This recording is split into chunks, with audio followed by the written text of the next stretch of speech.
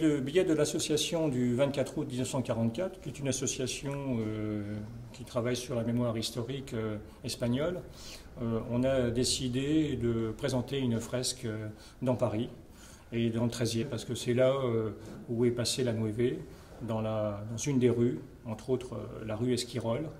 Et une fresque qui fait aujourd'hui 17 mètres de haut sur 5 mètres de large. Alors pour la petite histoire, il faut savoir que cette fresque s'est réalisée, il a fallu attendre 1 an et demi pour qu'on ait cette subvention qui en fait sont des dons des souscripteurs et souscripteuses. Il y a à peu près, comme ça, c'est de mémoire, à peu près 140 personnes qui ont donné pour que cette fresque se réalise aujourd'hui. Voilà, donc je suis très fier aussi d'avoir fait ce travail, parce que j'avais une charge aussi très lourde et un défi à relever. Alors, comment elle a été conçue? Comment elle se décompose, cette fresque? Alors, cette fresque, elle a été conçue d'abord à partir d'une maquette que j'ai dû présenter évidemment à la mairie. Suivant cette maquette, elle se décompose en 3 parties.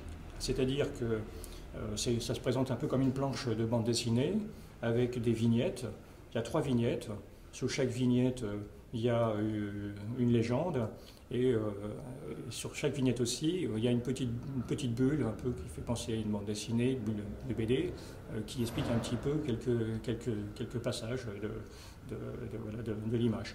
Ensuite, le principe, c'est que j'ai voulu me focaliser sur les 3 jours, le 24, 25 et 26 août, pour marquer ces temps qui étaient, c'est des temps très forts, quoi. Le 24 août, c'est effectivement l'entrée dans Paris de la compagnie. Et voilà, donc la Nueve arrive à partir vers 20h le soir à la place d'Italie et mettra à peu près 1h20 pour arriver jusqu'à l'hôtel de ville, vers 21h20. Voilà. Donc ça, la première image représente le Guadalajara, qui est un des half-tracks, qui est devant le parvis de l'hôtel de ville. Le 25 août, c'est des échauffourées qui se passent encore. Donc dans Paris, il y a place de la République, il y a la caserne, et il y a encore des nazis qui sont présents dedans. Donc les FFI font appel à la Nueve, et entre autres au Romilly, qui est un tank, Sherman, qui lui arrivera et canonnera aussi toute cette barricade allemande nazie. Le 26, c'est le défilé de la victoire. Hein, c'est ce qu'on appellera, nous, le défilé de la Nueve, puisqu'effectivement, la Nueve va escorter et protéger le général de Gaulle tout le long des Champs-Élysées. D'accord. Alors, elle est faite pour durer. Comment ça va se passer? Alors, cette fresque est là pour durer, puisque de toute façon, comme toute fresque, elles sont là pour le plus longtemps possible. Moi, je ne sais pas maintenant, dans le temps, ce sera en fonction aussi du mur, parce que le mur, lui, si jamais il s'abîme, fatalement, la fresque s'abîmera. Mais normalement, elle est faite pour tenir très longtemps, puisque j'ai travaillé avec une technique aujourd'hui qui est de l'acrylique, qui tient très bien, c'est une peinture extérieure, et tout ça c'est verni, hein, donc c'est des vernis très puissants qui tiennent au soleil, qui tiennent justement aux conditions climatiques. Et en général, c'est fait pour durer assez longtemps. J'ai des fresques que j'ai faites il y a plus de 20 ans déjà, et qui sont toujours là, quoi. Je me présente, Alain Camelin, secrétaire de la CTL, donc l'Association des collectionneurs des timbres de libération, depuis une dizaine d'années. Alors là, aux surprises, il y a des timbres de la Nueve. C'est quoi la Nueve et pourquoi? Timbres de la Nueve, non. C'est au cours de notre idée de refaire toute l'historique de la libération de la France totale, évidemment en passant par Paris, avec l'idée de faire qu'un volume, mais en réalité on en a fait 3, et j'ai donc pris contact avec l'association du 24 août pour avoir des informations non seulement sur la retirada, qui était très importante, mais surtout bien connaître la Nueve. Alors ce que on présente surtout notre dernier recueil donc, sur la libération de Paris, avec un article évidemment sur le capitaine Drone, un article sur la retirada, donc les Espagnols en 1939, et ensuite sur la Nueve qu'on a superbement bien découverte. Merci. Alors, l'idée nous est venue assez rapidement devant le refus de la Poste de nous accorder un timbre sur Drone, de faire un collector, donc un regroupement de 4 timbres, Drone, La Nueve, Roll Tanguy et Raoul Nordling, donc des personnages incontournables de la libération de Paris. Pues habría que traer a presente esos valores. Decía antes, el enlazar nuestra historia a ese pasado con el presente, con las democracias actuales, lo que nos ha costado llegar hasta aquí, nos tienen que servir de guía y de ejemplo.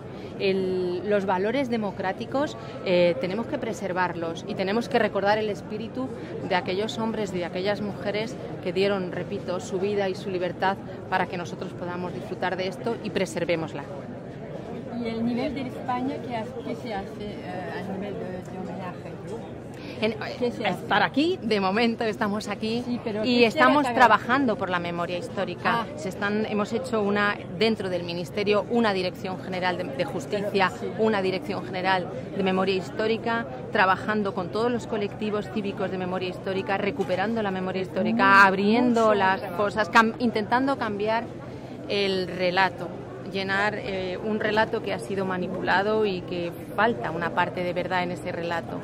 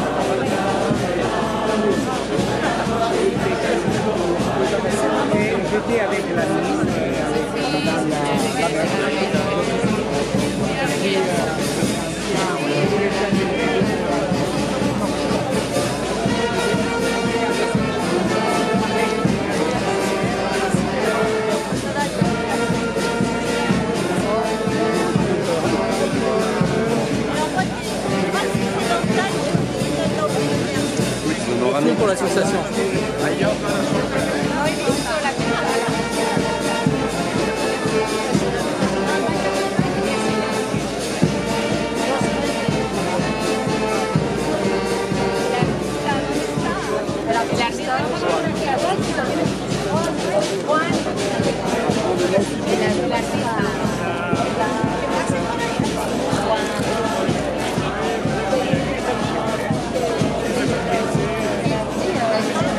Heureux de vous accueillir aujourd'hui dans notre 13e arrondissement pour rappeler le rôle éminent des combattants espagnols dans la libération de Paris et surtout pour leur rendre hommage. Et puisque j'ai l'honneur d'être le premier à m'exprimer, permettez-moi un salut amical à toutes celles et tous ceux qui ont voulu mettre à leur juste place historique le rôle, le courage, l'engagement des combattants espagnols de la Nueve, les associations bien sûr très impliquées, et merci pour cette ambiance très chaleureuse.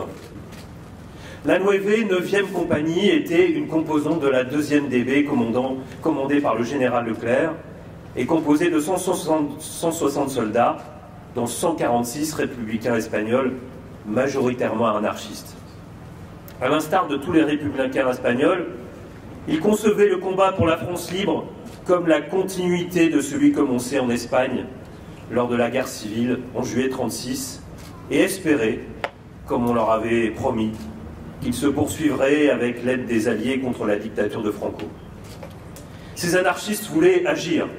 Ils refusaient d'être spectateurs, sachant combien le nazisme, partenaire du franquisme, est l'ennemi de la liberté, valeur fondamentale pour tout libertaire. C'est pourquoi beaucoup d'entre eux ont rejoint les maquis ou endossé l'uniforme. Antimilitaristes pour beaucoup, ils considéraient que l'enjeu valait ce compromis avec leurs principes. Le capitaine Drone, El Capitan, fut l'un des premiers hommes à se mettre à la disposition de Leclerc et intégra le régiment de marche du Tchad. En lui remettant le commandement, Leclerc lui expliqua qu'il s'agissait d'une compagnie de volontaires espagnols qui avait une expérience inestimable et une grandeur d'âme hors du commun. « Ce sont de beaux soldats, vous vous en arrangerez », avait-il dit. Chaque véhicule avait le nom des plus célèbres batailles de la guerre civile ou de symboles importants. Des chars Romilly, Champaubert et Montmirail, mais aussi des half-track et des véhicules blindés plus légers nommés Guadalajara, Teruel ou encore Guernica. Quant au capitaine Drone, sa Jeep portait le nom Mort au con. Vaste programme. C'est sans doute le seul objectif qui n'a pas totalement atteint d'ailleurs.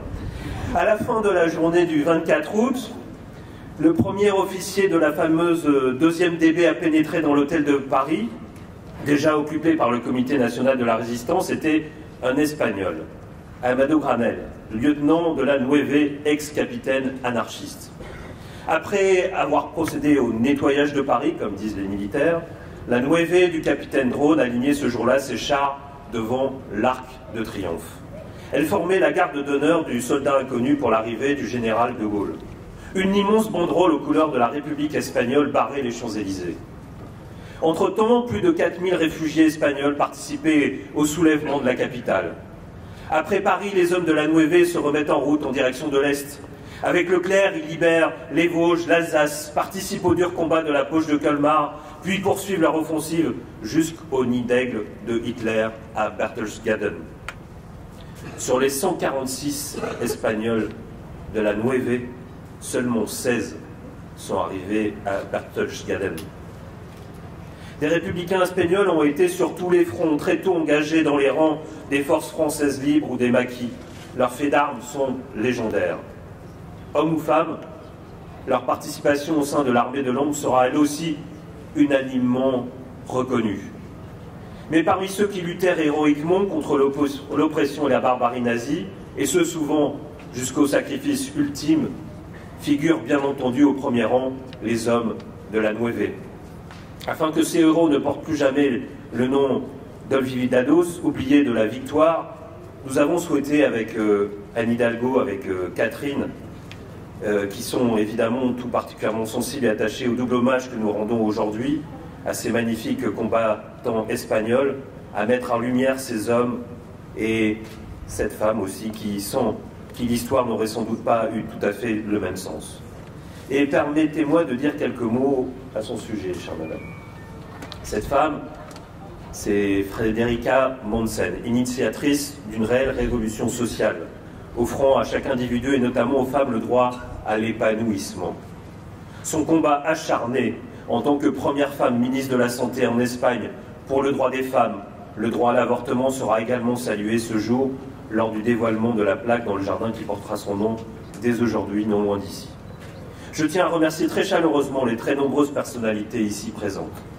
Nous nous souviendrons très longtemps de ce jour, au cours duquel nous aurons remis en lumière nos héros communs, tous ensemble autour des valeurs que nous partageons, la liberté, l'égalité, la fraternité aussi, puisse l'hommage qu'une nouvelle fois encore, en cet anniversaire de la libération de Paris, nous rendons à nos héros, mais aussi à nos morts, contribuer à construire une victoire plus belle encore, celle de la paix.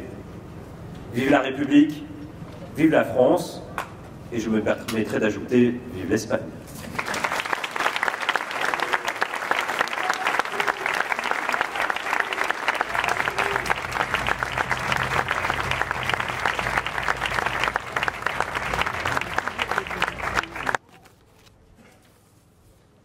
Aujourd'hui, nous sommes ensemble pour inaugurer cette fresque en hommage aux combattants de la Nueve, aux libérateurs de Paris. Au-delà de cette geste militaire en 3 actes, incarné par ces hommes venus d'ailleurs, nous ne devons pas oublier que la Nueve était composée en grande partie par des libertaires et des antimilitaristes. Le combat de ces hommes avait débuté bien avant l'appel du général de Gaulle de juin 1940. En s'opposant en Espagne au coup d'État militaire du général Franco, dès le 19 juillet 1936, ils s'affrontèrent la rage au ventre à l'ignominie du pouvoir. Nombre de ces hommes n'avaient pas 20 ans en 1936. C'est avec un enthousiasme immense qu'ils tentèrent de se débarrasser des vieilles institutions et d'inventer de façon révolutionnaire un monde nouveau, un monde égalitaire et libre, débarrassé de tous les privilèges et de toutes les injustices. C'est à l'initiative de notre association, 24 août 1944, que ce projet de fresque est né et s'est concrétisé avec le soutien financier d'un certain nombre de personnes, d'institutions, d'associations et d'organisations.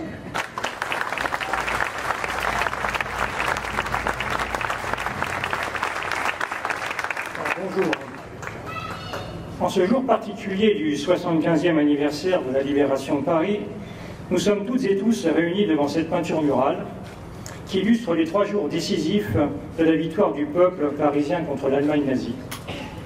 Peinture murale qui a pu être réalisée grâce à l'appui et au soutien de Madame la maire, Anne Hidalgo, de Madame Catherine Vieux-Charrier, adjointe à la maire de Paris en charge de la mémoire et du monde combattant, et à son équipe, aux personnes de Paris Habitat, et notamment à la gardienne de cet immeuble qui nous a facilité les accès et la vie sur l'échafaudage, aux entreprises techniques d'échafaudage, ALEP et d'Alarme, ABSL, à l'ensemble des entités telles que le ministère des Armées, les territoires de la mémoire de Belgique, Los Amigos de Zenit de Paris, la CGT Memoria Libertaria d'Espagne, le département de la Memoria Histórica du ministère de la Justice espagnol, et l'ensemble des personnes qui ont financé cette œuvre monumentale et que l'association du 24 août 1944 remercie vivement. Je suis touché, honoré et très fier d'avoir pu participer à cette belle aventure, à réaliser ce travail de mémoire, qui restera peint et gravé sur ce mur, en hommage à tous ces hommes qui venaient de tous les coins d'Espagne, dont les vies furent une épopée incroyable depuis un certain juillet 1936, où le peuple prit les armes pour se défendre contre ces armées fascistes espagnoles, allemandes, italiennes et portugaises, et faire une révolution sociale. Après la victoire de Franco, un long exode se met en marche. Les épisodes se succèdent jusqu'à la libération de Paris, en passant par les camps du Roussillon en France, les camps en Allemagne, la résistance dans le maquis. Ils luttèrent pour un idéal, celui de la liberté. Cette œuvre vous appartient. Elle est le fruit et le résultat de votre collaboration. Elle n'est pas une peinture décorative, elle est un message d'espoir pour une société meilleure, un rêve égalitaire. Comme disaient les anciens militants espagnols, elle exprime toute la force du combat politique et engagé que portaient ces hommes. Je me devais de réussir cette peinture. Je sentais que je portais un poids très lourd, chargé d'histoire, de mémoire. Si j'ai pu aboutir à cette réussite, je la dois en partie à vous toutes et vous tous. À nouveau, je suis fier d'être là parmi vous pour vous témoigner ma reconnaissance. J'ai pu relever ce défi aussi grâce à l'aide de Madame Anne Aubert, également artiste peintre, et ponctuellement de Madame Claire Lartigue-Pinot, petite main, c'est ce qui s'appelle un travail collectif. Pour parler de la peinture murale, et non d'une fresque, je ferai une petite digression, juste pour vous expliquer que ce sont deux techniques totalement différentes, que l'on a souvent tendance à confondre dans l'appellation, puisque la peinture s'applique dans un enduit de chaux encore frais, d'où le nom de fresco, qui vient de l'italien. Maintenant, c'est passé dans le langage courant que de nommer cela fresque murale. L'essentiel de cette création consiste à offrir au public une page d'histoire franco-espagnole, oubliée depuis des décennies. Le pari était de présenter une œuvre éducative, artistique et ludique. L'association a pris le parti de traiter cela entre la planche de bande dessinée, allusion aux bulles et aux vignettes, et la page de papier journal, allusion aux titres et aux légendes, ce qui offre une dynamique et une lecture très claire dans son ensemble. Il s'agissait de s'appuyer sur des archives photos de l'époque, d'en faire un montage afin de constituer une composition illustrant fidèlement chaque épisode. Dans ce cas précis de technique artistique, le dessin est fondamental, car il est le pivot central de l'œuvre. Il doit être rigoureux et précis, puisqu'il illustre une page d'histoire. Dès lors, les détails doivent être justes, bien marqués pour appuyer les faits historiques. J'ai pris le parti de travailler dans une gamme de gris-noir, par souci de marquer le style de document d'archives qui paraît à l'époque et que j'ai soumis à l'association. Les seules notes de couleur sont les deux drapeaux, le tricolore et celui de la Seconde République espagnole, qui apparaissent parmi la foule. L'originalité de cette peinture murale est d'offrir une nouvelle grille de lecture artistique qui s'appuie sur l'histoire et la mémoire. Elle fait maintenant partie du parcours de street art du XIIIe. J'espère que cela engendrera d'autres initiatives du même genre dans d'autres arrondissements de la ville, voire dans d'autres villes de France, voire même dans d'autres pays. Je pense plus particulièrement à l'Espagne et à la Belgique, qui nous ont soutenus. Ce serait une passerelle formidable vers l'international. L'appel est lancé. Encore merci à vous toutes et vous tous d'avoir fait confiance aux artistes et à notre association du 24 août 44, car sans vous, nous n'aurions pas pu accomplir cette merveilleuse peinture monumentale. Fraternellement vôtre. Mesdames, Messieurs, bonjour. Je suis très honorée et émue d'avoir été invitée à cet hommage rendu à ma mère et tiens particulièrement à remercier Madame Anne Hidalgo, maire de Paris, et son équipe, ainsi que M. Jérôme Collet, maire du 13e.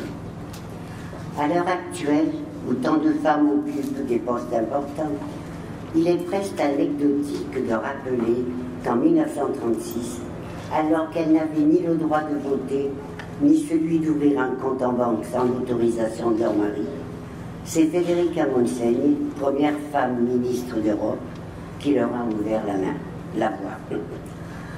À un des moments les plus mouvementés et tragiques de l'histoire d'Espagne, dans un pays en proie à une guerre farouche et fratricide, elle a courageusement endossé le poste de ministre de la Santé et Affaires sociales. Et il y avait tant à faire. Femme d'initiative rapide, de décision ferme, avec toute l'énergie de sa personnalité et la fougue de sa jeunesse, elle avait 31 ans, dans un pays où, à l'époque, certaines régions restaient encore incultes et rétrogrades, elle multiplia les réformes sociales, médicales, humanitaires, sanitaires, destinées à améliorer les conditions de vie, l'accès aux soins, à l'éducation, à la dignité, à l'égalité. Sans être féministe, mais très attachée au sort des femmes, à leur émancipation, leurs revendications, leurs souffrances, alors que la contraception était encore à venir, elle projeta de légaliser l'IVG pour limiter le nombre de victimes des avortements clandestins. Hélas, elle n'eut pas le temps de mettre à terme toutes ces réformes avant-gardistes qui représentaient un grand pas vers la société moderne. Réfugiée en France en 1939, détenue par le régime de Vichy à la demande de Franco qui réclamait son extradition, sauvée miraculeusement, elle n'eut de cesse de poursuivre sa lutte. Toutefois, malgré son importance, il serait réducteur de limiter la personnalité de Federica Montseny à ce bref épisode de son existence.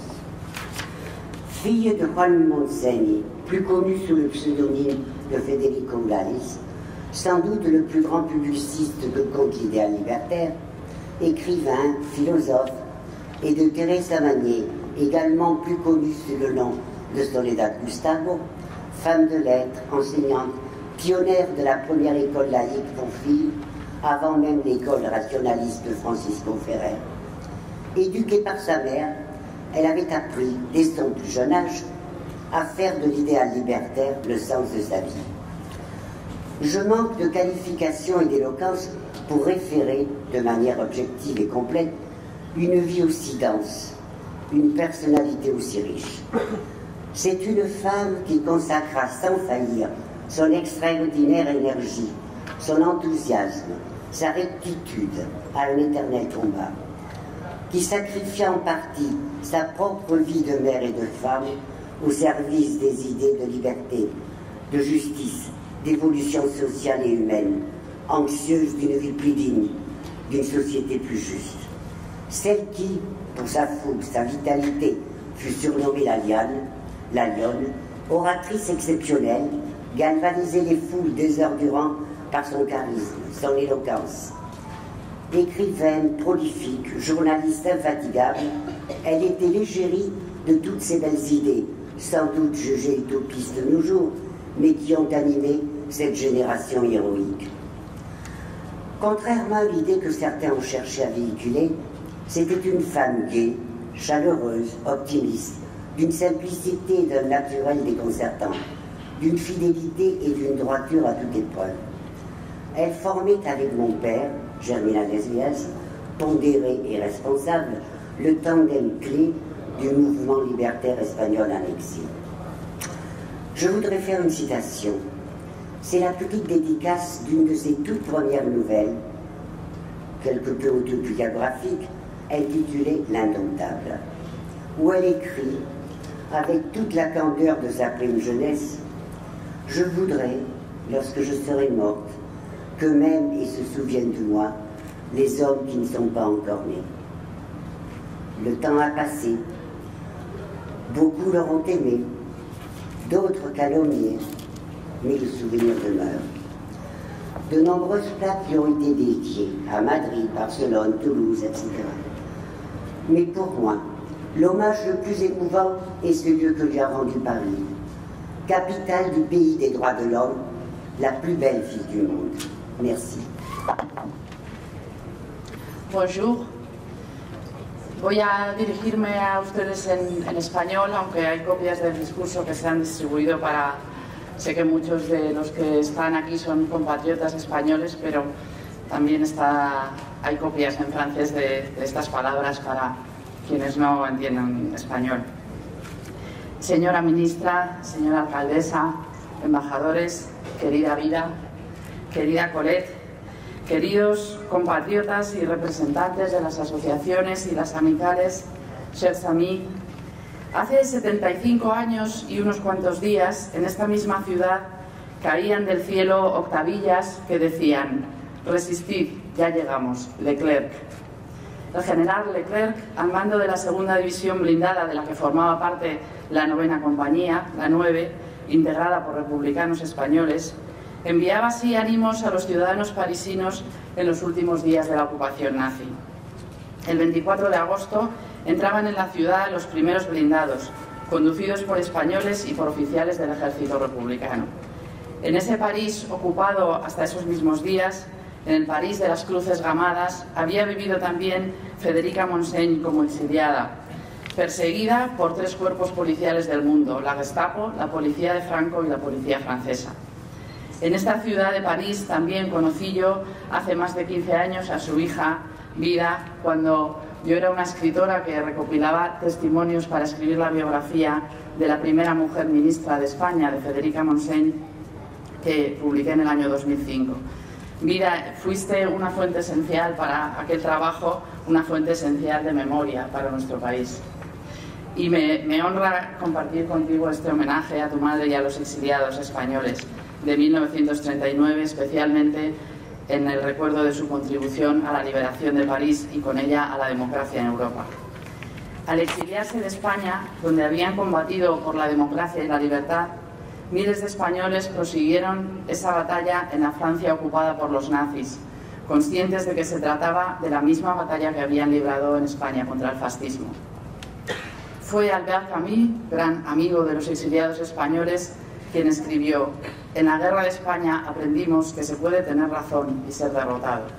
Sin embargo, muchos republicanos españoles se negaron a aprender esa lección, sabían que tenían razón y no se resignaban a la derrota. Federica Montseny también formó parte de ese combate desde que cruzó a Francia en enero de 1939. Y hoy, cuando recordamos a Federica Montseny y conmemoramos la contribución de los españoles a la liberación de París, recordamos a todos los exiliados y exiliadas, a sus descendientes que estáis aquí, por su lucha, por su sacrificio en defensa de las libertades y porque somos conscientes de que sin aquella lucha no disfrutaríamos hoy de la democracia en Europa.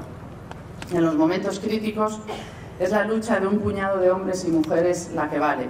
Hombres y mujeres que pueden ser pocos y solitarios al principio, como De Gaulle desde Londres, como los maquis que merodeaban por los campos de Francia en aquellos años, como los héroes de Grier, como los hombres de apellidos españoles que entraron en París en los blindados de la 9, Blanco, Baños, Campos, Balbosa, Abenza y tantos otros, que se negaron a aprender la lección de la derrota, que se empeñaron no solo en tener razón, la razón de la democracia y de la libertad, sino también en obtener la victoria.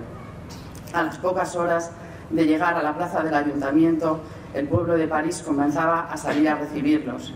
Repicaban las campanas de las iglesias de la ciudad y se oyó el bordón de Notre Dame que suena para saludar a los héroes. Quiero despedirme simplemente diciendo muchas gracias a todos. Vive la France y vive España. Gracias.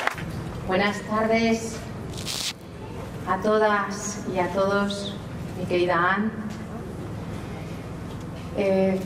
Es un verdadero honor estar hoy aquí y quiero que mis palabras y mi presencia traigan al Gobierno de España.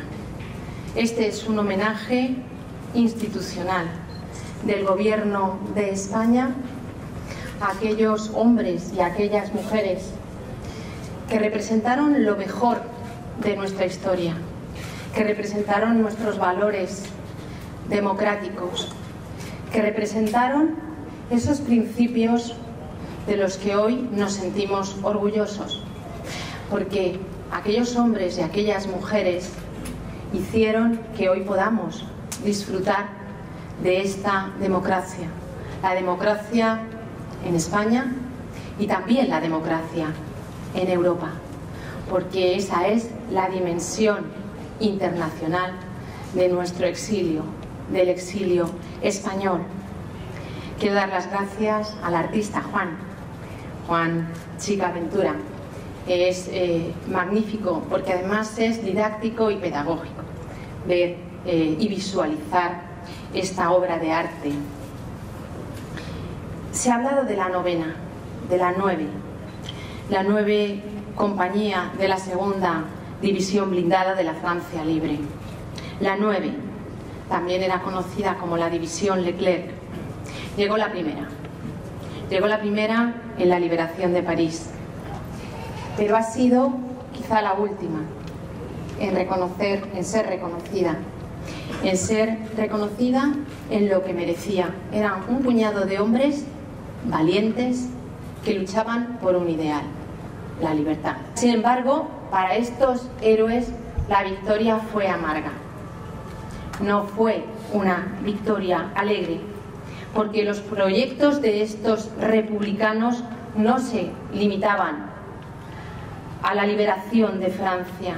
Este debía de haber sido el primer paso para liberar España, para la salvación de España. Todos esperaban ayuda, todos querían liberar a España de los golpistas encabezados por el general Franco. Pero la guerra terminó, la Segunda Guerra Mundial terminó, y con ella y con esa terminación las esperanzas de los españoles demócratas, de los españoles republicanos. España no sería liberada del franquismo. Y para mí, como representante del gobierno español, la primera vez que de manera oficial en 75 años acude un miembro del gobierno de España, repito, es un verdadero honor, es un verdadero orgullo compartir con nuestros hermanos franceses este importante día, 24 de agosto de 1944. Muchísimas gracias. Qué homenaje, qué bien de verlos a todos, a todas. Antes que nada, muchas gracias, querida Dolores. Gracias por estar aquí representando el Gobierno de España. Gracias, por supuesto, también a Irene Lozano, ministra, también Fernando, los embajadores. Gracias por estar aquí, porque este momento yo creo que hace 20 años no era ni imaginable. Y aquí estamos, juntos, conmemorando. También María Jesús, que está aquí, el Senado espagnol muy bien representado. Je veux aussi, bien sûr, remercier très chaleureusement Jérôme Coumet, mon collègue, mon ami, le maire du 13e arrondissement, qui finalement était le bon arrondissement pour pouvoir rendre cet hommage avec cette fresque murale, cette œuvre d'art posée sur le mur, sur un des murs de notre ville. parce que le 13e arrondissement de Paris, vous le savez, pour les Parisiens et les amateurs de street art, est vraiment l'arrondissement qui a ouvert les portes de Paris à cet art noble, magnifique, porteur de messages et si populaire. Je veux te remercier, mon cher Jérôme. Je veux aussi, bien sûr, remercier très chaleureusement Catherine Vieux-Charrier, ma complice, ma collègue, mon adjointe, qui nous accompagne et qui nous a permis aussi sur ces 5 dernières années de porter haut et fort la mémoire de ces femmes et de ces hommes combattants, parfois tombés dans l'oubli, mais que nous avons souhaité ensemble remettre en lumière parce que c'est notre histoire commune.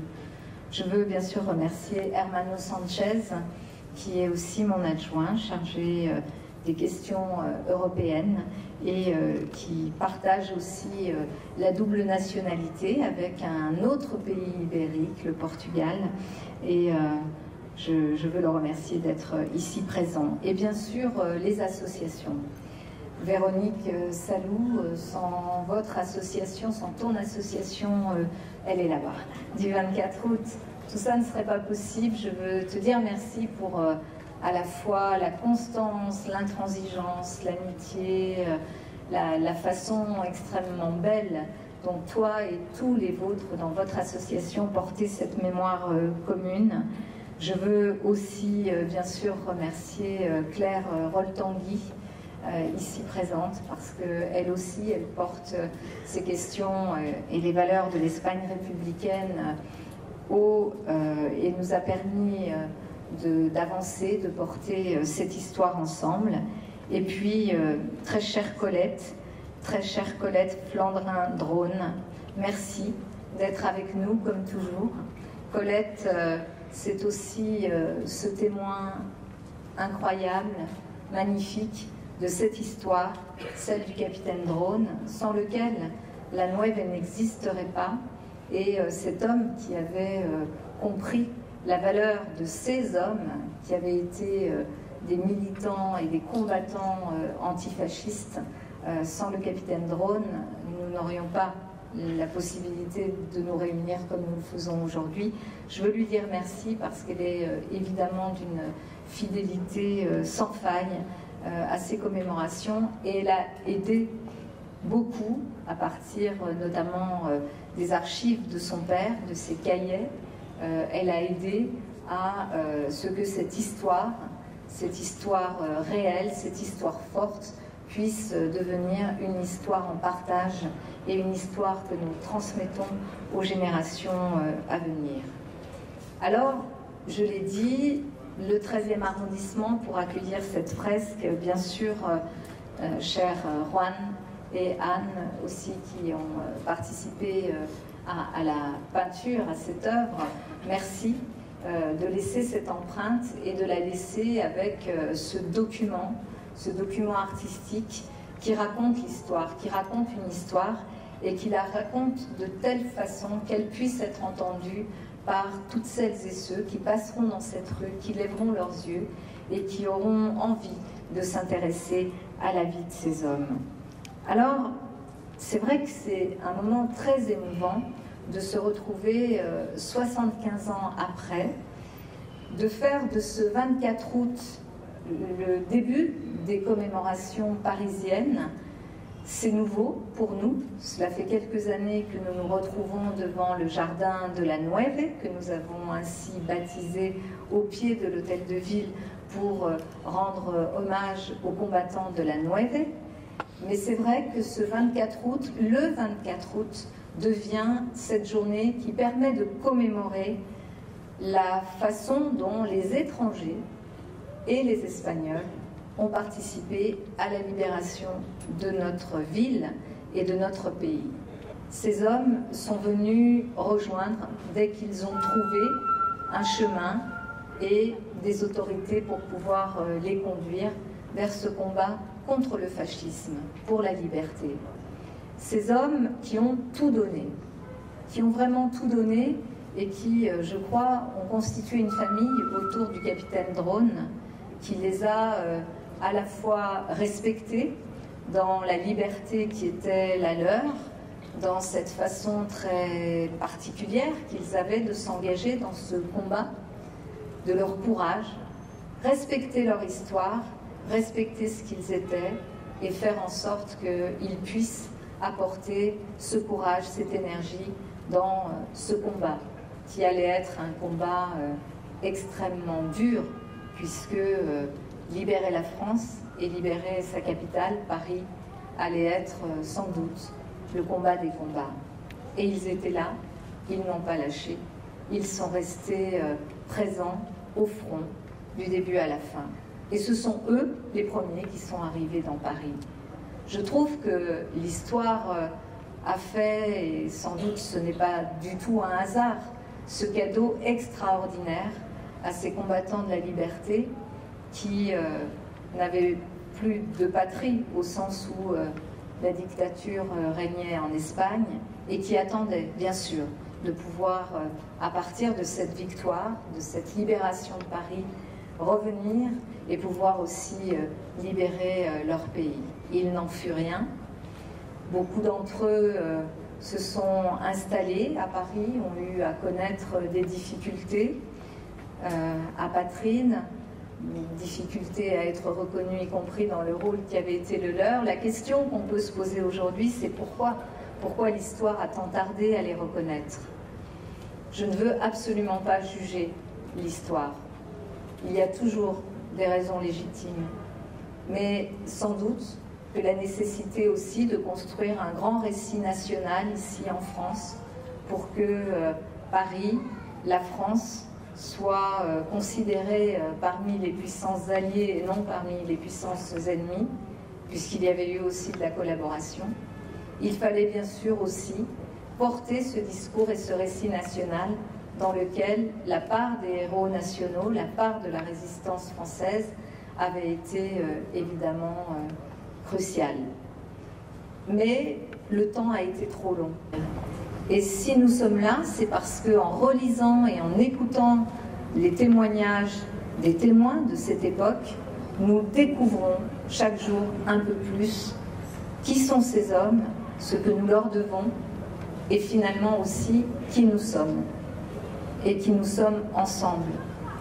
Un point est toujours extrêmement fort pour moi lorsque je me penche sur ces parcours extraordinaires. D'abord, mettons-nous à leur place, c'est difficile, mais lorsque vous savez que vous allez vous engager et que la mort est sans doute au bout du chemin, que vous êtes jeune, que vous avez votre vie qui vous attend, que vous avez envie de croquer la vie à pleines dents, comment on franchit ce pas qui fait que quelque chose vous transcende, quelque chose de plus fort, cet amour de l'humanité, cet humanisme qu'ils avaient chevillé au corps. C'est une question que nous devons évidemment tous méditer. Qu'est-ce qui fait qu'à un moment donné, ces hommes ont accepté de tout perdre, pour que nous puissions être libres aujourd'hui? C'est la même question qu'on peut se poser lorsque l'on pense à Federica Montseny. C'est la même question. Peut-être, je dirais, encore plus venant d'une femme, parce qu'on sait que c'était encore plus difficile pour une femme, même si elles étaient nombreuses dans les combats de l'Espagne républicaine, qu'elles étaient nombreuses à être engagées, mais c'est la même question qu'on peut se poser.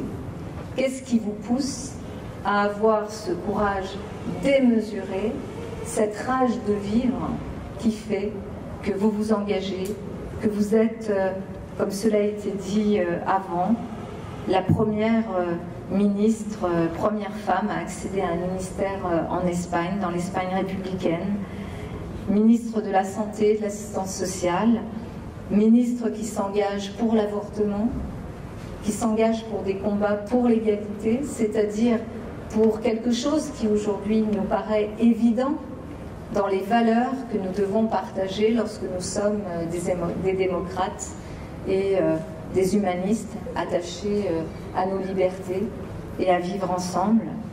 Qu'est-ce qui fait qu'une femme comme elle s'est engagée de cette façon, s'est battue pour faire une société plus juste, a écrit, a laissé une trace dans l'histoire, une trace qui ne pouvait pas non plus s'effacer.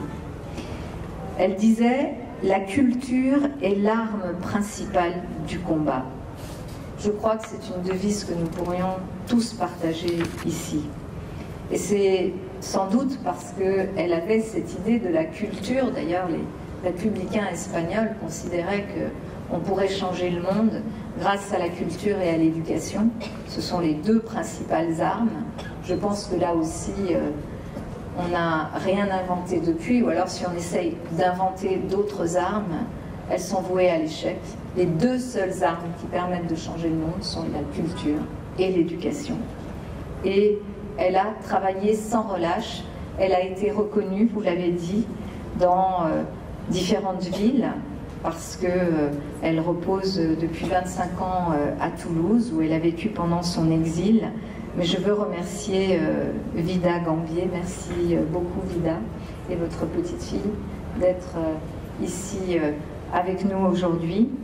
Je peux vous dire qu'en tant que maire de Paris, née à San Fernando, la tierra del camarón, aquí hay varias cañadillas, como se dice, et d'être maire de Paris et de me sentir tellement concernée par cette histoire qui nous unit, je me dis que le rôle qui est le nôtre, la responsabilité qui est la nôtre, celle des générations ici présentes, celles qui agissent, qui sont en responsabilité, qui savent, qui connaissent cette histoire, notre responsabilité première, c'est de la transmettre, sans rien trahir.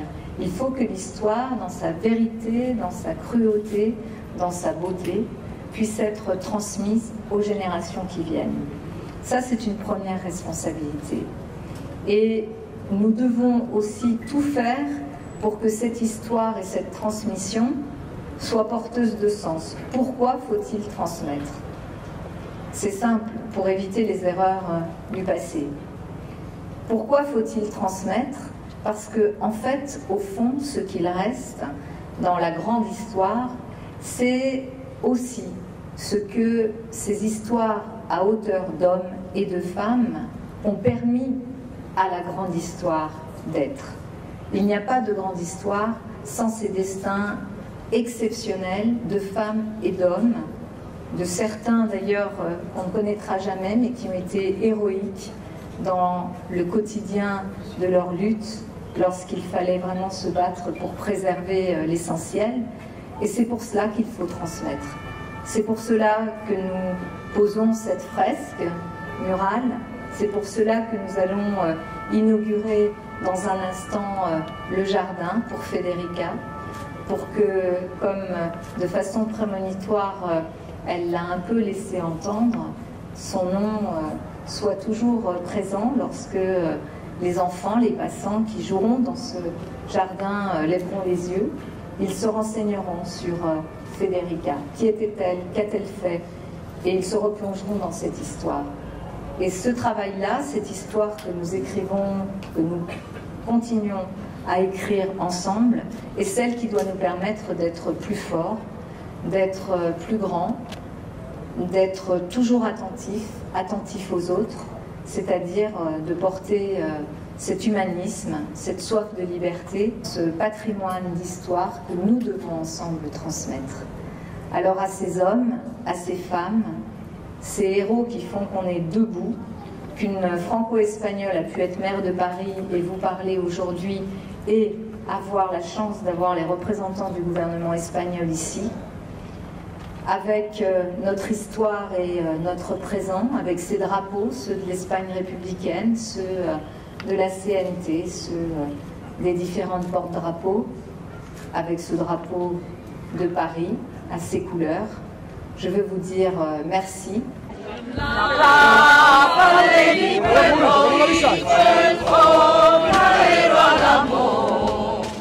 Nuestros hijos nacerán con el puño levantado. Nuestros hijos nacerán con el puño levantado. Maire de Paris, chère Anne, mesdames et messieurs les élus de Paris, madame la ministre, mesdames les ministres d'Espagne, bienvenue à Paris.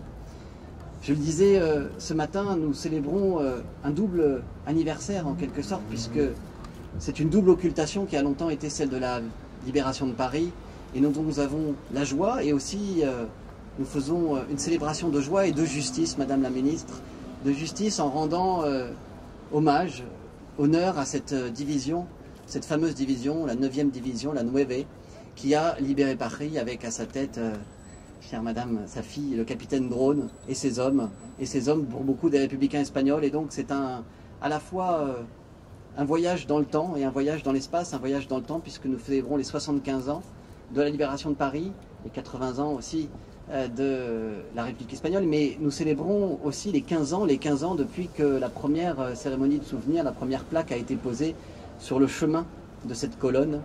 Et à vrai dire, seulement 4 ans depuis, chère Anne, que tu as posé cette première plaque, cette plaque de nomination, d'inauguration de ce jardin que tu as souhaité consacrer, nommer, en l'honneur des combattants de la Nueve. Voilà, premier lieu, je crois, au monde à célébrer. Évidemment, il fallait qu'il soit à Paris, ici, à l'hôtel de ville, mais pas le dernier, puisque à Madrid, il y a maintenant aussi une place des combattants de la Nueve. Et donc c'est un voyage aussi dans l'espace qui va de l'Espagne et de la République et des combats de la guerre civile espagnole jusqu'à la nôtre, de ces hommes qui sont venus d'Espagne pour libérer les Parisiens. Et c'était normal que ce voyage prenne la forme d'une commémoration qui bouge, puisque vous étiez ce matin, cette commémoration sur 2 jours se passe de lieu en lieu, elle suit un petit peu le mouvement de la colonne. Vous venez du 13e, on a commencé ce matin aussi avec une exposition, une très belle exposition avec ces visages. Voilà le capitaine Drone.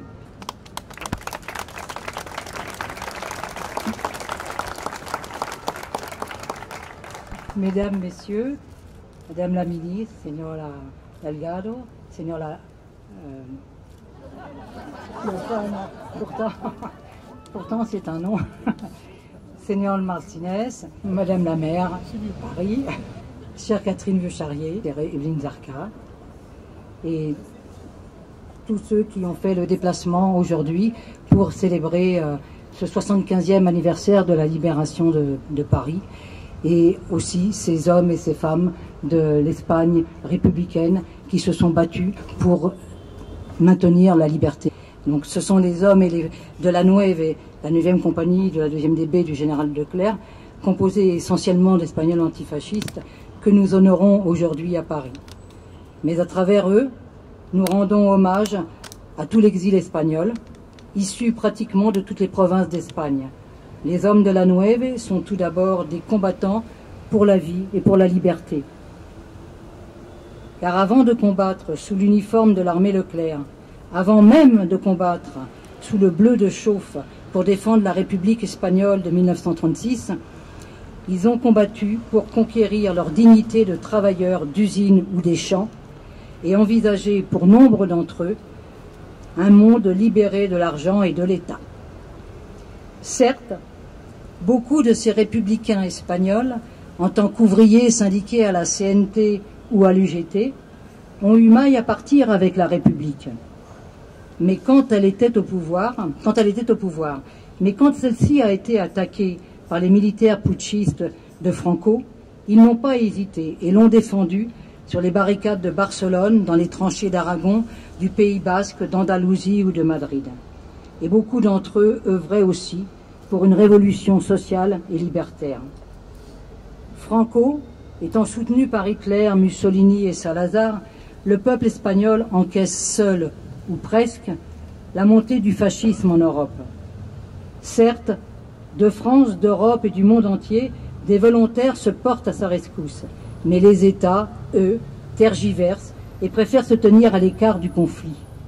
Ainsi, toutes les démocraties s'en tiennent à la non-intervention, abandonnant une république issue du suffrage universel. L'URSS vend cher des avions et des armes, souvent distribués sélectivement, et envoie surtout des agents pour essayer d'orienter l'État républicain et torpiller la révolution en cours. Dans ces conditions, les dés sont jetés. Les troupes républicaines battent en retraite, et en février 1939, 500 000 Espagnols passent la frontière pyrénéenne ou traversent la Méditerranée vers l'Afrique du Nord. Après 3 ans de guerre civile, ce sont les barbelés des camps de concentration français qui attendent ces antifascistes. Et la République française n'hésite pas, le 27 février 1939, à reconnaître le gouvernement franquiste alors que la guerre civile n'est pas encore terminée. La paix sera de courte durée pour ces Espagnols exilés comme pour les autres peuples de l'Europe, et en septembre 1939, la France entre en guerre. Les hommes de la future Nueve se retrouvent donc en Afrique du Nord, exilés dans les pays colonisés par la France ou soumis aux autorités vichysoises. Ils doivent souvent intégrer la Légion pour éviter le renvoi en Espagne. Mais quand l'armée Leclerc remonte du Tchad, ils n'hésitent pas à déserter pour rejoindre cette troupe qui combat Hitler et Mussolini. Avec la 2e DB, la Nueve débarque en Normandie en début août 1944. Elle participe aux durs combats sur la route de Normandie et arrive aux abords de la capitale le 23 août. Elle constitue la grande majorité de la colonne Drône, lancée par le général Leclerc pour soutenir l'insurrection parisienne. Les noms des batailles de la guerre civile espagnole sont inscrits sur leur engin, et les combattants qui les servaient s'appelaient Luis Royo, Rafael Gomez, Amado Granel, Manuel Lozano, Martín Bernal, José Cortés, Ángel Carreño López, José Zubieta, Miguel Campos, etc., etc. Les Halftracks des Espagnols seront aussi des derniers combats dans la capitale, le 25 août, et pour escorter et protéger le général de Gaulle et les autorités de la France libre lors de la descente des Champs-Élysées, le 26 août. Puis, ils repartent vers l'Alsace à l'assaut du Nid d'Aigle à Berchtesgaden. Pourtant, ils seront les oubliés du roman national de la libération de la France. Comme seront oubliés ou occultés pendant très longtemps les troupes coloniales de l'armée de Lattre qui débarqua en province en août 1944 et la participation des étrangers dans la résistance. À la fin, les regards des hommes de la Nueve, comme ceux de tous les Espagnols exilés, se portent au-delà des Pyrénées. Mais sur le théâtre de la guerre froide, l'Espagne républicaine n'a plus sa place. Ainsi, l'Espagne franquiste fait son entrée dans les instances internationales. En 1953, l'UNESCO lui ouvre ses bras. Il n'est pas là, l'ambassadeur de l'UNESCO d'Espagne. Et en 1955, l'ONU l'accueille. Seules 2 nations s'y opposent, le Mexique et la Yougoslavie. C'est ainsi que la République espagnole et les républicains sont passés par pertes et profits par les démocraties populaires libérales. Ils sont abandonnés une fois de plus à un combat solitaire, inégal, qu'ils poursuivront pourtant, soit à partir de l'exil, soit dans la clandestinité en Espagne, jusqu'au début des années 70. Ainsi, la voie est ouverte à la monarchie et à la transition, imposée par Franco. Presque 45 ans après sa disparition, l'Espagne vit encore largement avec les institutions imposées par le dictateur. La loi sur la mémoire historique doit aller plus loin pour réhabiliter les combattants contre le franquisme. Nous demandons l'annulation totale de toutes les sanctions imposées par les tribunaux fascistes. C'est la seule réhabilitation possible des victimes. Cette loi, adoptée en 2007, établit une discrimination injuste entre les victimes de la répression franquiste en les séparant en 2 catégories selon la date d'exécution, avant et après 1968, sans justification ni explication. Nous demandons une nouvelle loi pour mettre fin à cette discrimination.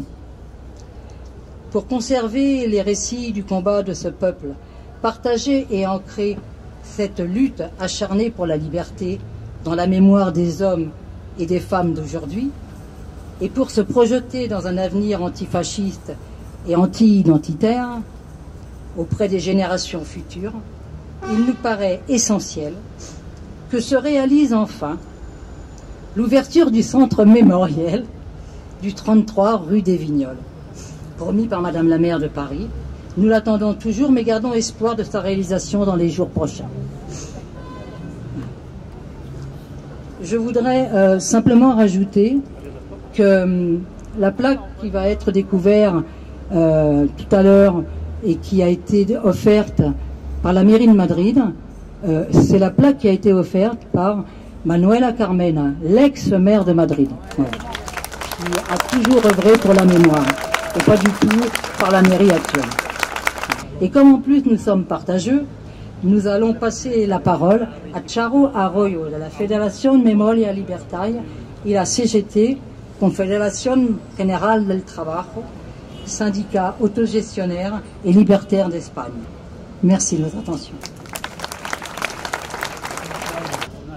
Pour commencer, je voudrais remercier l'association 24 1944 pour avoir développé ce projet mémoriel et pour avoir invité la CGT à participer à sa marche. Je voudrais également saluer l'action d'Anne Hidalgo, qui a joué un rôle important pour la reconnaissance de ce vote. Et également à Evelyn Mesquida et d'autres historiens pour nous avoir rappelé le rôle de la 9. De ce rôle,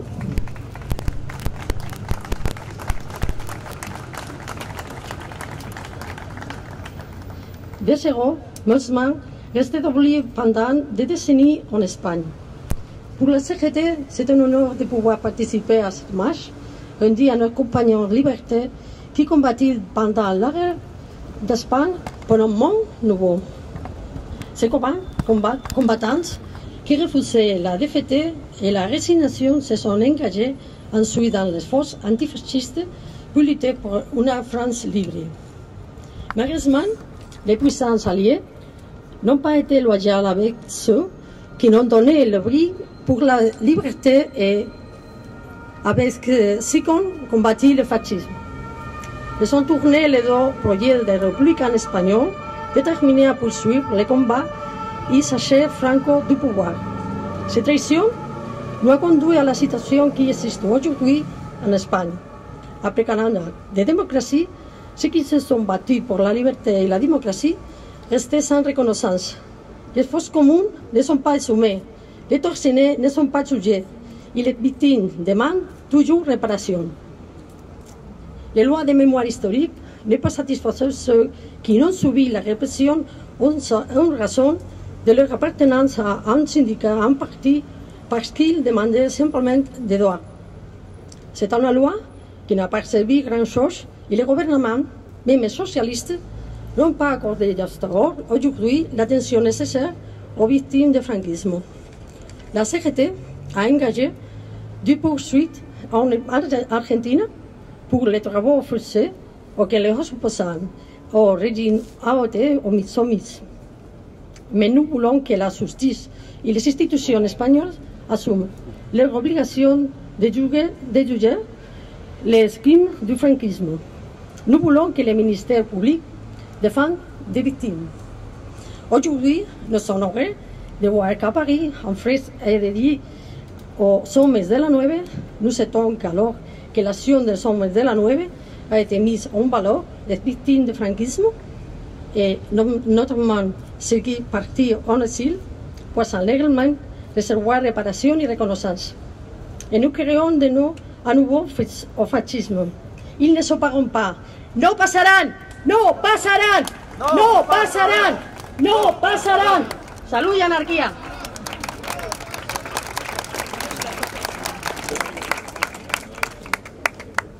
Buenas tardes. Buenas. A todos, queridas y queridos amigos, alcaldesa de París, pero sobre todo sociedad civil, asociaciones. Creo que hay que agradecer ese empuje. Creo que es muy importante exigir a los poderes públicos, y yo soy poder público, exigir que demos pasos por la verdad, por la justicia y por la reparación. Y damos pasos para que no haya olvido. Claro que sí. Las leyes a veces avanzan más lentamente que la propia sociedad. Pero por eso hay que escuchar. Y por eso estamos aquí también, para escuchar. para escuchar lo que nos decís, para escuchar las voces al final de las víctimas y para avanzar con el diálogo y para avanzar con la ley y para avanzar con el propio Estado. Y este es un compromiso. Queremos una estabilidad para poder cambiar una ley buena en su momento, la ley de memoria histórica del año 2007, pero para mejorarla. Queremos mejorar esa ley, claro que sí, mejorar esa ley a partir de las aportaciones de la sociedad civil. Así que, y miro para allá porque gracias asociación, 24 de agosto del 44, gracias asociaciones, federación de asociaciones, creo que es importante escucharlas. Y estamos aquí porque conmemoramos el 75 aniversario de la liberación de París. Y estamos aquí también porque este año estamos celebrando el 80 aniversario del exilio de una parte de España que luchó por la libertad. Lo digo ahora como lo decía hace un momento. Estamos aquí porque España, y cuando hablo de España es la España republicana también, es la España democrática, es la España del pasado, es la España del presente y es la España del futuro, y no nos cansaremos de reivindicar esto. No hay una España que pertenece al franquismo, es una España que nos pertenece a todos, pero sobre todo es una España que pertenece al futuro de Europa. Y gracias a actos como este traemos a presente aquellos valores por los que lucharon aquellos hombres que conformaron la 9, aquellos valientes que entraron en París, aquella gente que creó una ilusión porque pensaban que recuperando París recuperarían España, nuestra España, la España que sufrió una guerra entre hermanos, la España que perdió, porque fue la España que perdimos todos, la España que fue, la España que fue vencida, la España que tenía, no, pero es la España de todos, es la España de todos, es esa España de todos, la España que defendía esos valores democráticos que son los de hoy. Y ¿sabéis qué os digo? Aquellos hombres que entraron un 24 de agosto de 1944 aquí en París, poniendo su pecho por delante como escudo, estos hombres hoy defenderían los valores de la Constitución de 1978. Sí.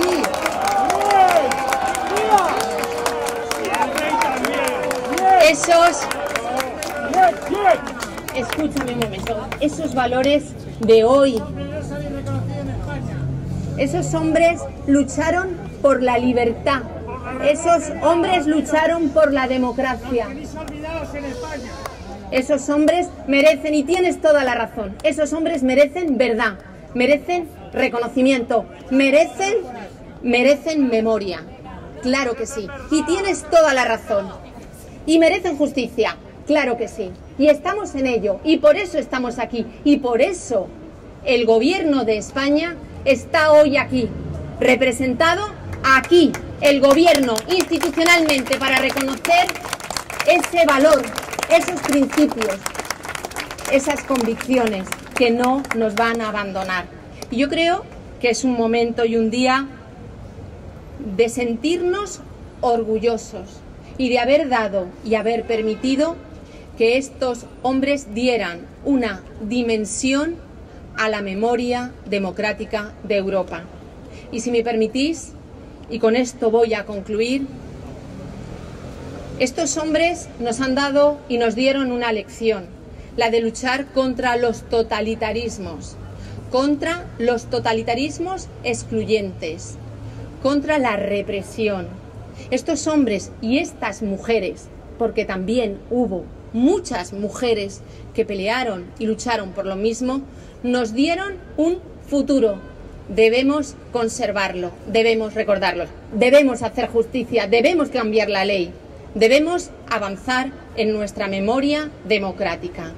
Y desde el Gobierno de España es lo que estamos haciendo, es lo que estamos intentando y es lo que vamos a seguir haciendo, trabajando y luchando por ello. Así que os invito a compartir con nosotros y con nosotras esos ideales que todavía perviven en esa España democrática. Muchísimas gracias.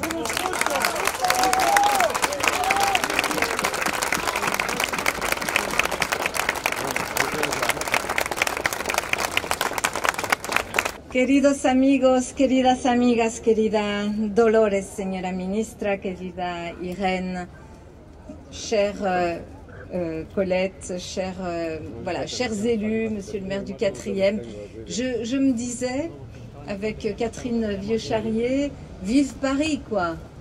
Vive Paris. Il n'y a qu'à Paris qu'on peut faire un truc pareil. Hein, il n'y a qu'à Paris qu'on peut faire les choses comme ça. Parce que cette ville, c'est une ville de liberté, c'est une ville qui respire, qui aime le débat, qui aime la controverse, qui aime débattre. Il n'y a qu'ici, peut-être. Mais j'aimerais bien qu'on puisse aussi en Espagne. En tous les cas, je veux remercier, quiero agradecerle al gobierno español de estar aquí, porque es una señal bastante importante que se da. Yo creo que podríamos quejarnos si no estuviesen aquí, pero están aquí, y están aquí porque quieren cambiar la ley de memoria, y porque ya sabemos que la memoria tiene que tener claro, en serio, la parte de la verdad histórica. A partir de eso se puede construir, y se puede cada uno, claro, defender el punto de vista de los combatientes, de los grupos, pero que todos fueron unidos en un combate contra el fascismo. Y en esto quiero agradecerle porque es algo muy fuerte, muy valiente para un gobierno español, de estar aquí y de compartir con nosotros este momento tan especial. Un moment si spécial parce que il s'agit de la libération de Paris.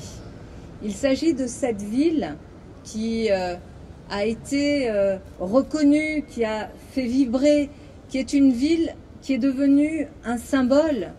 À l'époque, l'occupation nazie, l'occupation de Paris était bien sûr une blessure, un drame, comme la guerre partout en Europe, pour tous ceux qui l'ont vécu, qui ont été confrontés. Mais ici, à Paris, cette occupation, elle a porté aussi des drames. Cette ville est la ville d'où sont partis des milliers d'hommes, de femmes, d'enfants vers les camps de la mort avec des convois. C'est la ville où il y a eu la rafle du Veldiv. C'est la ville où il y avait aussi une communauté juive historique, présente. Et cette communauté a été décimée. C'est cette ville-là qui était occupée et qui était le théâtre de ces événements tragiques. Et cette ville, elle restait aussi le symbole d'une ville de liberté, d'une ville dans laquelle l'idéal, la pensée, les intellectuels, les artistes aimaient venir. Ils aimaient venir ici pour se frotter, se confronter à ce que cette ville peut inspirer pour porter justement ses valeurs et ses combats. Et cette ville était devenue un symbole. Et donc libérer Paris était plus qu'un acte de combat dans une ville comme les autres. C'était ouvrir le chemin de la liberté pour toutes et tous. C'était ça le symbole de cette libération de Paris. Quel que soit le mouvement d'origine de ces républicains espagnols, tous considéraient que la République française était un idéal. Venir se battre pour la République française, c'était aussi se battre pour sa propre liberté demain. Alors qu'ils n'étaient pas des exemples de discipline militaire, comme cette cérémonie n'est pas un exemple de discipline, et tant mieux, parce que ça ne doit pas être ça, eh bien ces hommes ont su apporter ce qu'ils avaient de plus fort, leur courage, leur énergie, leur envie de faire triompher la liberté. Et ils nous ont permis d'être là aujourd'hui. Et cette libération de Paris, elle s'inscrit dans quelque chose qui allait bien au-delà de Paris. Lorsque Paris a été libéré, les cloches de Notre-Dame, que malheureusement nous n'entendrons pas demain, les cloches de Notre-Dame ont été entendues, dit-on, dans le monde entier. Jusqu'à Buenos Aires, on a célébré la libération de Paris, c'est-à-dire l'avènement de la liberté. Et c'est ce que ces hommes sont venus apporter avec leur courage et avec leur force. Alors oui, c'est vrai que l'histoire a été difficile avec eux, parce qu'elle les a oubliés pendant longtemps. Elle a, dans un récit national qui avait aussi sa légitimité, sa logique, sa pertinence dans le contexte de l'époque, cette histoire de ces hommes qui se sont engagés a été oubliée. Mais en fait, ma conviction, c'est qu'on n'oublie jamais rien. Qu'il y a de toute façon toujours quelque part quelque chose qui se réveille parce que ces hommes ont transmis. Ils étaient tellement forts, tellement courageux, tellement entiers, tellement engagés, que même si l'histoire avait voulu les oublier, ils se seraient révélés à nous. Et en fait, cet engagement est tellement fort, ce qui les a fait vibrer, cette soif de liberté était tellement forte qu'elle était forcément suffisamment forte pour passer les ans et pour vivre comme une histoire qu'on se racontait, même si elle n'était pas écrite dans les livres. Aujourd'hui, elle est écrite dans les livres. Je crois que ce combat commun que nous avons mené ensemble, touché par la force de ces hommes, par leur message, par le don de leur vie qu'ils ont fait, touché par leurs témoignages, parce que nous avons eu la chance de rencontrer certains de ces survivants de la Nueve. Nous avons eu la chance de les entendre, de les écouter. Je crois que nous nous sommes dit que notre responsabilité, c'était non pas de leur redonner vie, mais de faire en sorte que des témoignages comme les leurs, que des histoires comme les leurs, soient des histoires partagées par les générations futures. Et cette responsabilité, on l'a prise très au sérieux. Qu'il s'agisse des associations, je veux vraiment les remercier, les associations du 24 août, les associations qui travaillent sur l'histoire et la mémoire de l'Espagne républicaine, les organisations politiques qui n'ont jamais lâché cet idéal qui était celui porté par ces hommes. Je pense bien sûr à l'UGT, à la CGT et à la CNT. Toutes ces organisations, je crois que nous avons su dépasser aussi ensemble pour ces hommes, parce que nous le devions, dépasser nos différences, nos analyses différentes. Nous sommes évidemment dans des analyses différentes de ce que peut être la démocratie, de ce que doit être le rôle de l'État, des pouvoirs publics et de la société civile, mais nous avons dépassé tout cela pour faire en sorte que ces lieux qui sont des lieux de mémoire vivants puissent exister, et je veux vous en remercier. En cela, je pense que Paris reste fidèle à ce qu'elle est, c'est-à-dire cette ville rebelle, cette ville qui accepte la liberté de chacune et de chacun comme un trésor que nous devons protéger, que nous devons maintenir et qui doit nous permettre d'aller plus loin. Alors aujourd'hui, nous avons vu dans ce parcours une fresque magnifique qui, je salue l'artiste qui est ici, qui est dans une fresque dans le 13e arrondissement qui raconte l'histoire des hommes de la Nueve. Nous avons posé cet acte. Je veux rassurer bien sûr Véronique et toutes celles et ceux qui fréquentent, qui vivent, qui ont fait du lieu du 33 rue des Vignobles un lieu mythique à Paris, un lieu extraordinaire. Ils le savent, avec Catherine, avec toutes les équipes de la ville, on a fait en sorte que ce lieu reste, ce lieu mythique et dédié entièrement à ces femmes et ces hommes qui travaillent avec cette histoire de l'Espagne républicaine. Et ce lieu-là, bien sûr, va devenir, ce n'est pas qu'une promesse, c'est quelque chose qui est en train de se construire, vous le savez, et je tiens vraiment à ce que cet engagement-là, en particulier, soit tenu. Alors, je crois profondément que le travail de nos générations, nous qui avons eu la chance d'entendre les témoins vivants qui nous ont raconté, nous avons eu la chance d'entendre des témoins exceptionnels, c'est forcément une chance que nous devons faire vivre. Et il faut le faire vivre dans des lieux, le faire vivre dans des lieux qui sont les lieux, justement, de l'éducation, de l'histoire, de la mémoire pour les générations qui viennent. Et cet acte-là, nous l'avons posé ensemble. Je veux vous dire que pour moi, c'est un moment très émouvant. Très émouvant que d'être ici parce qu'évidemment, je pense en ce moment précis à mon grand-père, je pense en ce moment précis à mon père, enfant de la guerre, je pense en ce moment précis à celles et ceux qui nous ont transmis ce qu'ils avaient, souvent pas grand-chose, mais tellement. Las tierras de España, las grandes, las olas, desiertas llanuras.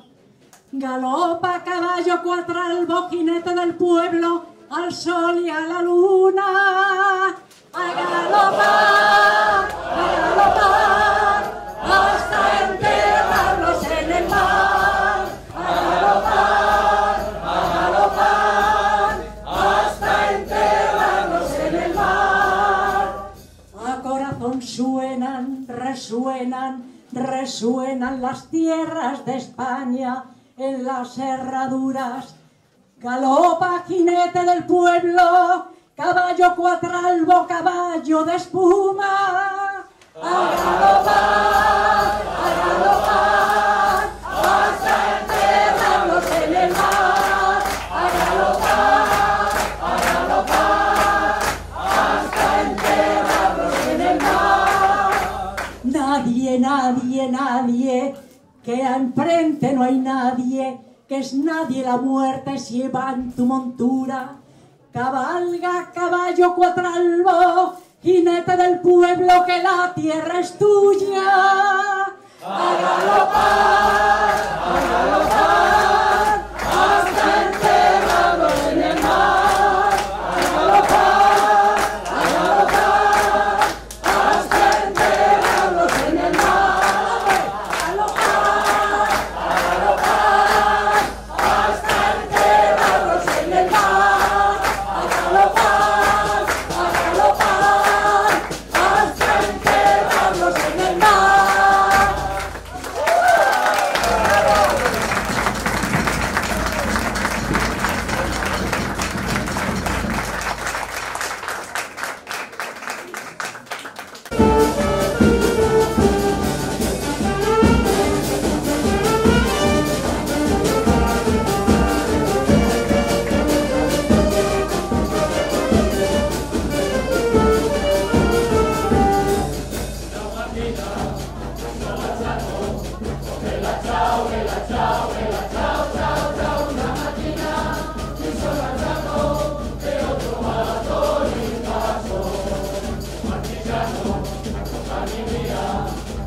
Ciao.